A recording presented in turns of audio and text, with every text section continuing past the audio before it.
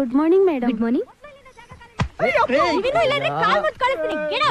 ಇಂದು ಏನಮ್ಮ ಇದು? ಏನಿ ಗಲಾಟೆ? ನೋಡಿ ಅಕ್ಕ, ನಾವು ಟ್ರೀಟ್ಮೆಂಟ್ ಗೆ ಅಂತ ಬಂದ್ರೆ ನಮ್ಮ ಹುಚ್ಚಿನ ಈ ತರ ಹೊಡೆದೋಡಿಸ್ತಾರಲ್ಲ, ನಾವ್ ಬೇರೆ ತುಂಬಾ ದೂರ ಮೈಸೂರಿಂದ ಬಂದಿದೀವಿ. ಮೈಸೂರಿಂದನಾ? ಹೌದು, ಮೈಸೂರೇ. ಮೊದ್ಲು ಅಡ್ಮಿಟ್ ಮಾಡ್ಕೊ. ಇವ್ರ ಕಾಯಿಲೆ ಬಗ್ಗೆ ನಿಮ್ಗೆ ಗೊತ್ತಿಲ್ಲ ಅಮ್ಮ. ಇಂದು ಮೊದ್ಲೇ ಕಾಯಿಲೆ ಬಗ್ಗೆ ಹೇಗ್ ಗೊತ್ತಾಗತ್ತೆ? ನೀನ್ ಹೋಗಿ ರೂಮ್ ಅಲಾಟ್ ಮಾಡ್ಕೊಡು. ಕರೆಕ್ಟ್ ಆಗಿ ಹೇಳಿದ್ರಿ ಅಕ್ಕ, ಮಕ್ಕಳಿಗೆ ಗೊತ್ತಾಗತ್ತೆ, ಸುಮ್ಮನೆ ತಿಂದು ತಿಂದು ಊದಿರ್ತಾರಷ್ಟೇ. ಸರಿ, ವೇಟಿಂಗ್ ರೂಮ್ ಅಲ್ಲಿ ಕಾಯಿರಿ, ಬರ್ತೀನಿ.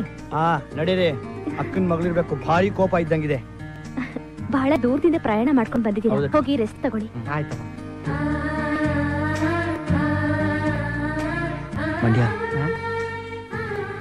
ನೋಡಿದ ಅಕ್ಕನ್ನ ಸಾಕ್ಷಾತ್ ಮಹಾಲಕ್ಷ್ಮಿ ತರ ಇದ್ದಾರೆ. ನಮ್ ತಾಯಣಗೂ ಎಲ್ಲ ಅಮ್ಮನೇ. ಓಹೋ, ಆಯ್ತಲಾಗ ಏನ್ ಈ ಪಾಟಿ ಎಣ್ಣೆ ಮಾಡಿಬಿಟ್ಟಾರೆ? ಏನ್ ಎಣ್ಣೆನ ಮೈಕೈಗೆ ತಿಕ್ತಾರೋ, ಹೊಟ್ಟೆಗೆ ಕುಡಿಸ್ತಾರೋ, ತಲೆಗೆ ತಡ್ತಾರೋ?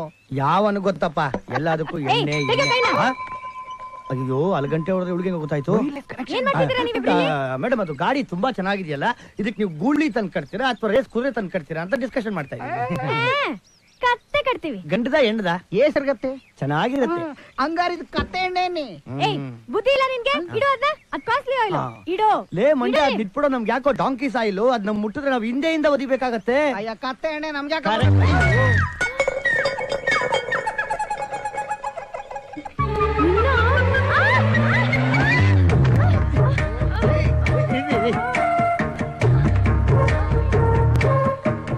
ತೆಗಿ ಕೈನಾ, ತೆಗಿ ಕೈನಾ. ತೆಗೆದ್ರೆ ಪಲ್ಟಿ ಹೊಡೆದ್ಬಿಡ್ತೀರಾ? ಅವೆಲ್ಲ ನನಗೆ ಗೊತ್ತಿಲ್ಲ, ತೆಗಿ ಕೈನಾ.